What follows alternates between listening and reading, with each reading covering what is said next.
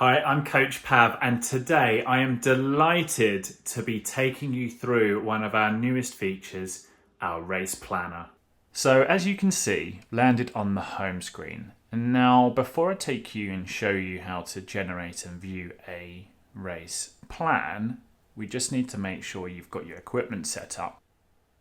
Now, to do that, you're going to come to Sports on the web app, top right, where your avatar is, Sports. So obviously you can add some shoes in here, basic information, weight of the shoes, max distance, total distance.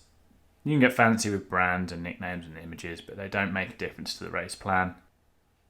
I'll show you the bike. Again, got super creative with the brand, model and nickname. But the most crucial part here is obviously the weight, the bike type, and if you know it, the coefficient of aerodynamic drag, the CDA, or how slippery it is going through the wind. If you don't know this, leave this blank. It's absolutely fine because we will take it from the bike type. So once you have that, we can now navigate to the Seasons tab, where your goals are, and we can look to generate a plan. So I'm going to be using a test Olympic triathlon event today. I'm going to click Generate Plan. And we're simply going to go through these steps. So this is where it becomes quite problematic on mobile. You can do all of this on the mobile app, but we really want to make sure we have maps available. TCX, GPX, fit files, all works. You can take the map from them. Just going to add that in and we're done. That'll be there. We'll do the same for cycling and running in a moment. If you've just got one sport, you obviously just have one sport, you won't have a transition.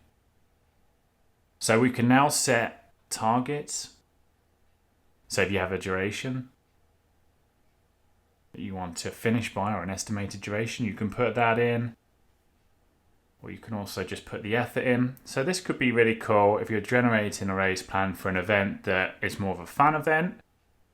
Maybe your first century, your first ever triathlon, a triathlon you're doing with a spouse or a kid, friend or something like that, and you just are having more fun with it. And then of course, if you want to win your age group, you want a PB or something like that, you're probably just going to put very hard. Similarly, for the techies, data enthusiasts, if you wanted to put in a by load or by intensity, you can actually indicate exactly the percentage intensity, obviously, and or the load that you wanted to do. And that's just basically going to set how the race planner results are shared with you. Obviously for swimming we need to decide wetsuit or no wetsuit, and then sighting, which is how well you're obviously, how competent you are, I guess. Not a swimmer myself, not a triathlete, certainly not a triathlon coach. You've got those options, and this will just change the obviously race plan at the end. So I'm just going to put moderate. I'm not going to wear a wetsuit, and I'm just going to put poor for my sighting. Let me click next. Come to the transition. And obviously we're just going to put in an estimation of the time it will take me to get out of the water onto the bike. 5 minutes, what we'll do for today. Next again. And of course, next map. Put the bike map in there. It's going to upload that. And again, we can, the exact same target by. So I'm just going to again go moderate. This is where we needed the bike. Really important.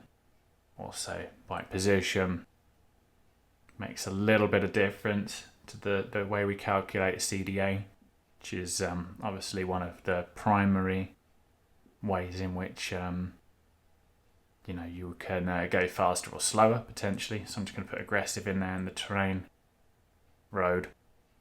So again, all of these are just helping the race planner actually accurately predict or plan your race. So we've got the next Next transition now. Again, I'm just going to put 5 minutes in. We go next. And then finally, upload the last map. I'm just going to put easy run and road. This, as you can see, haven't put the shoes in. I want to do that just to show you what it does when you don't add or don't have equipment. For those who aren't sure, maybe you're renting a bike. I'm sure you're not renting shoes, but very good chance you might not have a bike that's yours. Now you can see, got all of the maps in there now, so we're ready to generate the plan. Fantastic. So as you can see, we've now can view the race plan. So I'm going to open that up. And this is all the detail, each interval we can go through. Obviously not a lot to review in the transition time. We can look at each part of this Olympic distance triathlon. Look at each individual. This is split by interval by mile, but I could change that. Make it 5 miles, kilometers.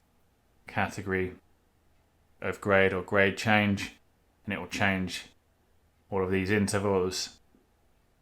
Gives you all this information, and of course for where you'll probably find the biggest benefit, be using this to pace with a power meter.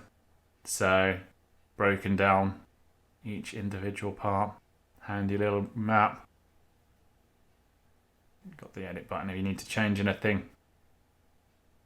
So there we have it. I think a couple of the coolest features about this race planner or coming soon will be our ability to prescribe race pace workouts based on the prescribed power, the planned power. So you'll start to find in the very near future, once you've created this, that you'll have race pace workouts. And that's just to get you comfortable, training at the intensity of your event. And lastly, obviously this is our kind of version 1.0, I guess we'll say, for the race planner.